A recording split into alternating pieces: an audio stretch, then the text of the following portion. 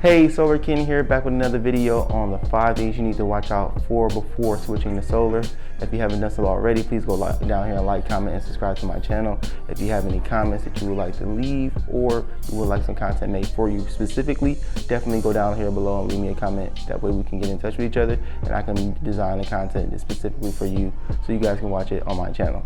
So again, let's get into this video on the 5 things you need to watch out for before switching to solar. So first of all, we're going to take a look at the roof. Most homeowners have the roof rights to their home, but some don't, depending on if you're in a condo or if you're in a multi-family unit in which you may own the unit but not have the roof rights to their home. Then those are something you need to worry about beforehand to know best of if you own your home and you own your roof rights, plus the roof life. The roof life is another big key element into solar installations, due to the fact that if you don't have a great quality roof, then it's definitely one of the situations where you're going to have to replace your roof before you actually go solar. The reason why is because we need to have at least a 10-year lifespan on that top of that roof to make it make sense to install on that particular surface. As long as it's in working condition, we can work with it. But anything under 10 years, I do not recommend getting a solar system installed, because either one, it may have leaks or some issues when it comes down to installation where you can damage the roof because it is in a state of needing repairs, or you're going to be replacing it sometime soon anyway, and you're going to have to take the panels right off to put them right back on. So it just doesn't make sense in most cases to go solar unless you have a brand new roof or a roof that's in workable conditions. And we won't even install under a roof, on top of a roof with less than 10 years lifespan on top of it, because it just doesn't make sense. Secondly, I would look at shading structures like trees, overhanging objects, maybe a roof that's next to you, or the home that's next to you, or the property that's next to you. It could be a building like completely in front of you, which is shading your home or property, or where you're planning on placing these particular panels. Shading is a big factor when it comes down to solar production. If you get less sunlight on that particular array, you're going to lose the production that you need to receive to generate the power that you're trying to generate. Again, having that element already factored in can give you a better estimate on what you're actually going to produce off this system, so you can understand that you're going to basically save on a monthly basis what you're going to save, versus guesstimating or not factoring in that there's a lot of shade in your area. So if you're living in a very wooded area and you're planning on going solar, either you're going to have to clear out a ton of trees, which could cost a ton of money, or you're just going to lose a lot of the production that you normally would get in a situation where homeowners have no shading obstructing their production off of that system. So again, if you have a ton of shading, you should definitely look out for it and factor that into your solar design. Another thing that you should definitely look out for is the total price per kilowatt that you're paying to your utility company.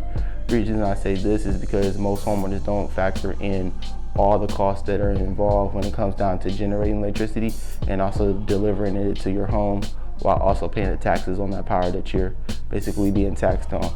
You may be getting charged whatever you're getting charged from a utility company, and they're telling you, oh, it's 11 cents or 12 cents. But in reality, it could be anywhere between 13 to 15 cents, depending on what charges they're charging you and how much you're actually paying for it to get to your home. So most homeowners assume that they're paying around 12 to 13 cents, but it can easily be anywhere between 13 to 16 cents in most cases, in most markets, where you're literally buying power from a utility company, and that utility company is tracking how many kilowatt hours that you're actually pulling from them, while also taxing you on all of those things that are involved in that particular transaction.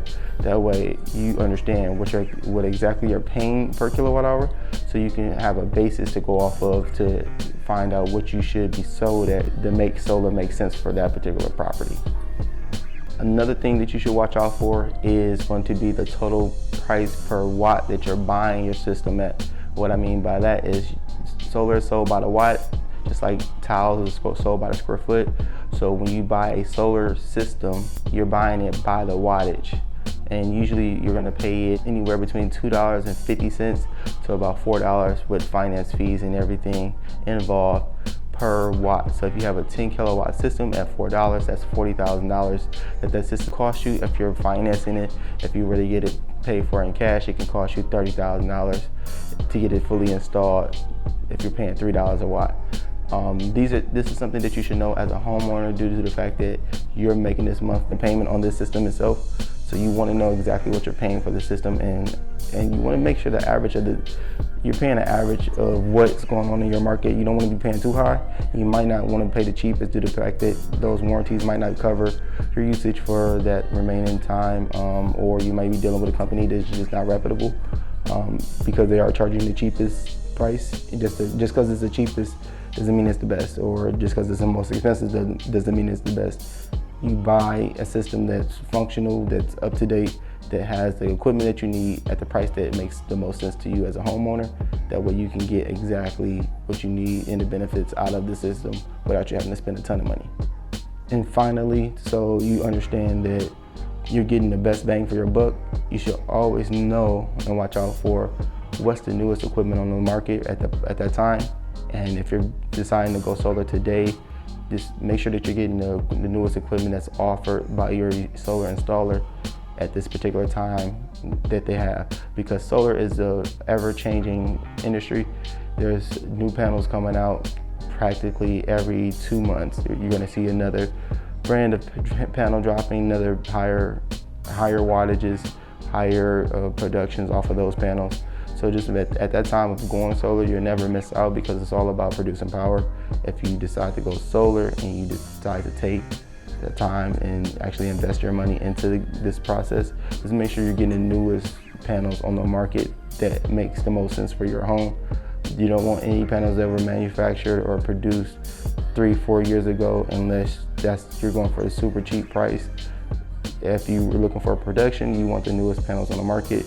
I would suggest either LG, Cellfab, or Q-Cells, depending on the brand. And REC has another nice brand as well of panels. They come, I think, in Alpha 380 watt panels.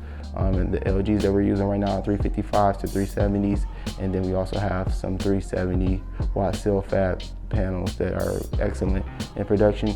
And now when it comes down to inverters, you want to make sure that your inverter is either a Solar Edge or maybe even an SMA, Sunny Boy, or if you're going to do in-phase, which all are basically micro-inverted, so every single panel has its own inverter on top of it, definitely go with in-phase for your micro-inverters.